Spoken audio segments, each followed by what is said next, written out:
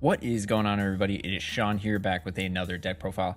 And just recently, this week in locals, I got to play my Uta deck and actually topped and won my locals this week. I've always been a big supporter of Uta. I've always thought the deck was a ton of fun, and I think it's just gotten better. Like, I think it's just, you know, in this current meta, it does fine. You know, obviously there are some weaknesses, but I think once Sokka's gone, this deck's just gonna get better and better.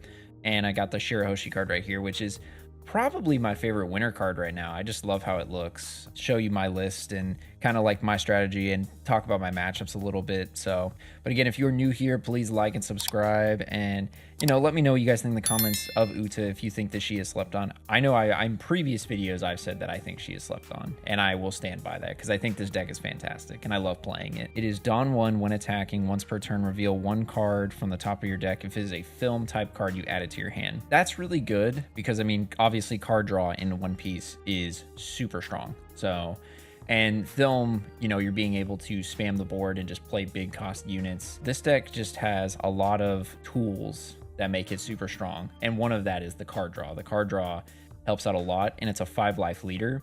So I think a 5-life leader and just the amount of card draw, it's a very good defensive deck, and we're gonna go a little more in depth about it. So I am running 4 of the new Sanjis from EB01, and I apologize for the glare, guys. It's really annoying. Basically, you take out the Izzos and replace them with this, and that's just one less card to whiff off of. That's pretty much the upgrades. This and a couple other cards, or I think one other card. It makes it whiff less, and I mean 2k counters are essential. So, and I do run 12 in this deck, but I don't really play this card. It's really just there for the 2k. But its ability is Dawn 1. On my turn, this character gains plus 1,000 power for every 3 of your rested Dawn cards. So yeah, in none of my matchups did I play this card, so I don't really have a lot to say about its effect other than it's just great. You taking out the Izzos and putting these in, it just one less card to whiff off of. We're running 4 choppers. I mean, this is in every list. Again, it's another card that's searchable and you're able to grab. It's a 2k counter. Again, don't really play it. Don't really have a lot to say about this card. It's pretty standard. It's in every list. We're running 4 new Genesis, and I got the promo right here, which is probably one of my favorites, if not maybe my favorite of the promos. But yeah, this card is just insane. I mean, basically, if your leader is Uta, you look at the top 3 cards, and then you add a film to your hand, and then you restand. So you pretty much never whiff off of this card. Unless you somehow get, like, all Kids, all Zoros, or the Mihawks. Like, you pretty much never whiff off this card. And being able to restand one, it's just a free search. So yeah, this card you have to run 4. It's just a no-brainer. We got 4 I'm Invincibles. So I know that this card is kind of iffy. Some people will run 3 or 4. I run 4 because I've just been in a lot of situations where this card is just super strong. It just helps close out games late game, or maybe you just need to get an extra swing in just to put yourself ahead of your opponent. So I think 4 is essential, especially if you're playing the blocker Uta and you have an extra one in hand. You can trash it and restand one. So, but its trigger is just okay. I think I maybe have used it once or twice in the time I've been playing Uta, but I think that this card is just super critical, and I think that running 4 is just, in my experience, has been really good. We're running the 4 Namis, of course. This is our engine. I mean, on play when attacking, you can pay 1. Look at the top 3, reveal a film other than Nami and add it to your deck, and then place the rest at the bottom. So yeah, I mean, everybody knows that this card's really good. It's gotten fairly expensive, but yeah, in order to make this deck work, I mean, you have to run 4.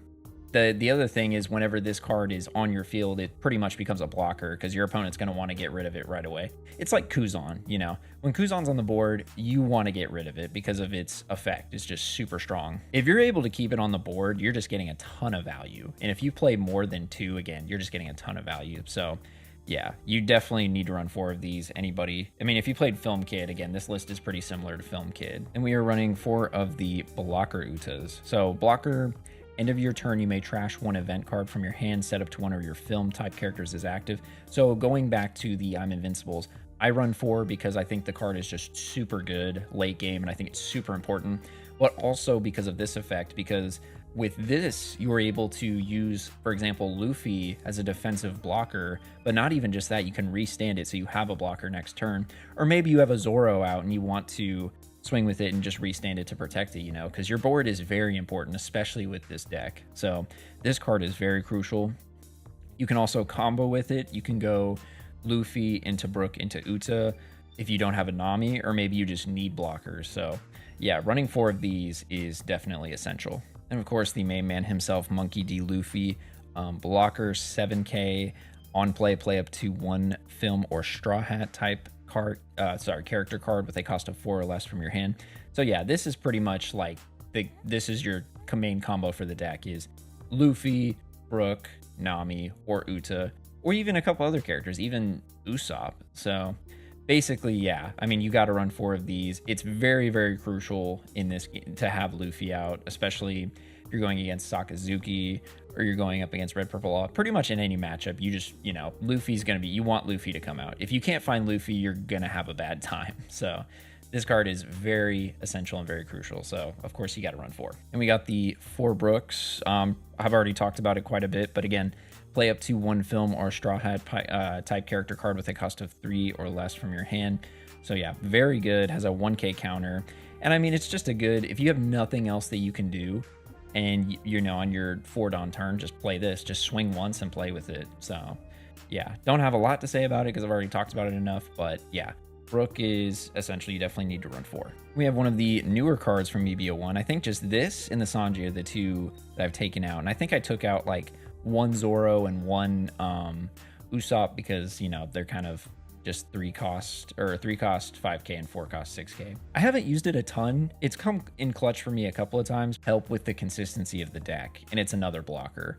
And blockers are very important. I think that Uta is a really strong matchup into yellow because of the blockers. I think 2 or 3 is good. I haven't seen a lot of lists that run 4, so I think 2 and 3. For me, I was just willing to put 2 in, and so far so good. We got 3 Usopps. So with this card, it's kind of hit and miss. I feel like lately I've been using it more for the counter than I have actually been playing it, because really my main target is I want to play off of Luffy, the Nami, or the Uta, but I mean, I'll play it sometimes. You know, it's a 3 cost 5k vanilla. So, I mean, if you got nothing else you can do, you can play it. You can put 1 Dawn on Uta, play it on your 4 Dawn turn, and swing with this. Not a lot to say about this card, but I mean, I think 3 or 2 you need to run. I mean, you should run like 1 of every film card except for like maybe the Robin or the Laws, because in my opinion, those cards aren't that good. We got Romano Zoro, 4 cost 6k vanilla.